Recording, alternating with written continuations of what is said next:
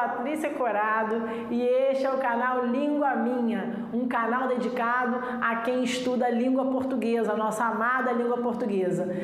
E se você, além de estudar português, está estudando outras matérias, aprenda História com o nosso professor, amigo Hilário Xavier, canal Tudo é História, e Química, não preciso nem falar, né? O fera Marcelão da Química.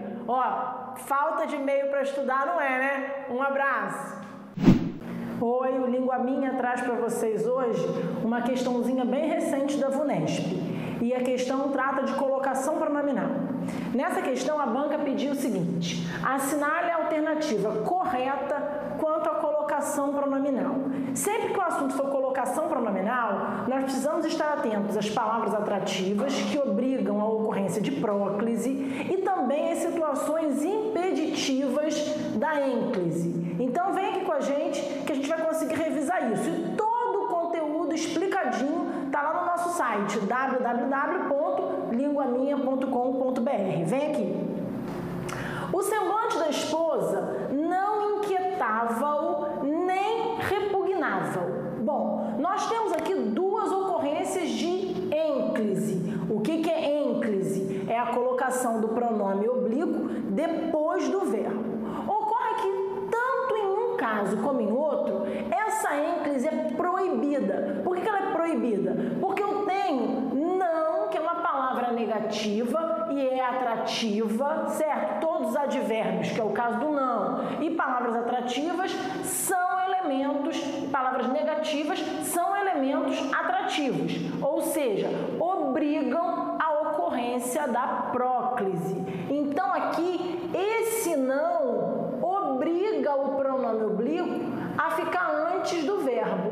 Nem é a junção da conjunção e com o advérbio não, que é advérbio, por isso atrativo, e palavra negativa. Então, o nem é uma palavra atrativa também pelo seu caráter de negação, o que também coloca aqui a obrigação da próclise, certo? Vamos para a letra B? Então, a letra A já não nos serve. Remígio incomodaria-se caso Fadinha aproveitasse o enxoval. Bom, aqui novamente ocorre ênclise, ou seja, o pronome oblíquo átono está colocado após o verbo. E por que essa colocação está errada nesse caso? Porque incomodaria é um verbo que está no futuro do pretérito. E qualquer verbo no futuro impede a ocorrência da ênclise. Na língua portuguesa, nós não devemos fazer ênclise com verbos no futuro e também não devemos fazer ênclise com verbos no particípio. É um erro fazer a ênclise se o verbo estiver no futuro ou no particípio, independente da ocorrência de palavras atrativas ou não, certo?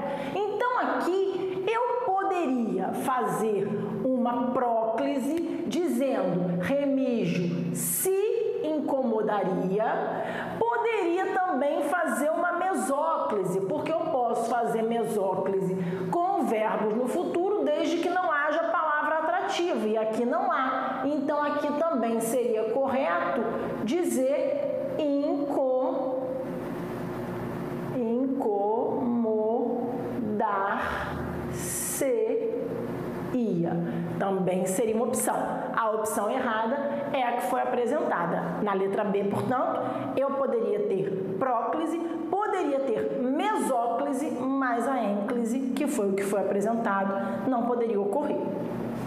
Na letra C, eu tenho o seguinte: Remígio achava mais simpática com algo que o encantava. Vejam que na letra C, primeiro houve uma ênclise e depois houve uma próclise.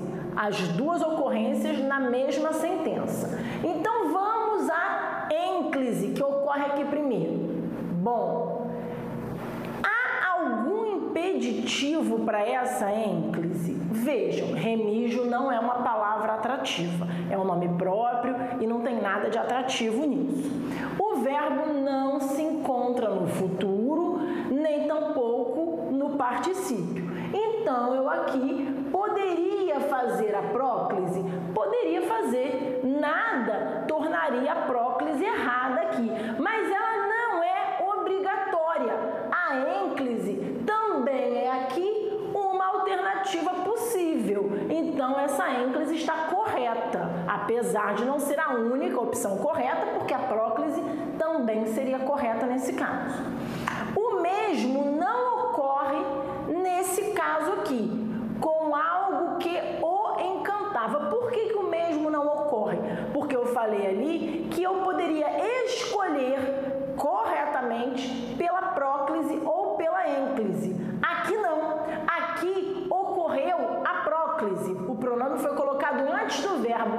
E essa próclise não apenas é correta, como é obrigatória. Por quê? Porque a exemplo do que ocorre com o não lá da nossa letra A, o que também é uma palavrinha atrativa. Ou seja, se eu tenho esse que, eu preciso ter aqui a ocorrência da próclise, porque o que atrai o oblíquo átono. Então, tanto a ênclise como a próclise que aparecem na letra C estão corretas. Tudo bem? A letra C está bem interessante. Se eu não achar nenhuma boa, eu volto para marcar quando a gente acabar aqui.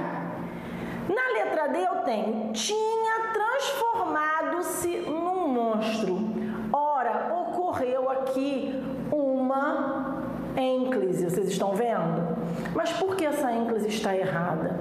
Essa ênclise está errada, queridos, porque esse verbo está no particípio. E com o verbo no particípio, eu não posso, de maneira alguma, fazer a ênclise. Aqui, eu poderia fazer uma próclise com o primeiro verbo, assim, ó, tinha-se transformado, e poderia também fazer uma ênclise no primeiro verbo, me perdoe. E também poderia fazer aqui uma próclise com o segundo verbo. Na sequência lá, a gente tinha isso aqui ocorrendo logo após uma vírgula. Então, a próclise com a locução inteira não seria permitida por conta da vírgula. Eu não coloquei a sentença inteira aqui, porque o meu espaço de quadro é reduzido. Mas na prova da VUNESP, você vai ver que há um tanto lá na alternativa que não apareceu aqui e vinha marcado por uma vírgula. Essa vírgula impede a ocorrência de uma próclise em relação ao tinha. Então, eu poderia fazer uma ênclise em relação ao primeiro verbo ou uma próclise em relação ao segundo verbo. Mas isso aqui eu não posso fazer porque é proibida na língua portuguesa a ênclise com verbos no particípio. Nada conservara-se da beleza anterior de Fadinha, que consolou-se vendo que o amor crescera. Bom, duas ocorrências de ênclise, vocês estão vendo?